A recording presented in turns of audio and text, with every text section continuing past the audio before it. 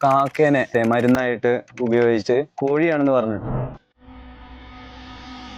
ഇപ്പൊ പൊതുവില് സൊസൈറ്റിയില് ഇങ്ങനെ എന്താ പറയാ പോസ്റ്റുകളായിട്ടും ഒക്കെ കാണുന്നതാണ് ആയുർവേദം കഴിച്ചാൽ കിഡ്നി തകരാറാവും, ലിവർ തകരാറാവും. അത് ശരിക്കും മിസ്കൺസെപ്ഷൻ അല്ല? എന്താ അങ്ങനെ തോന്നിയിട്ടുള്ള?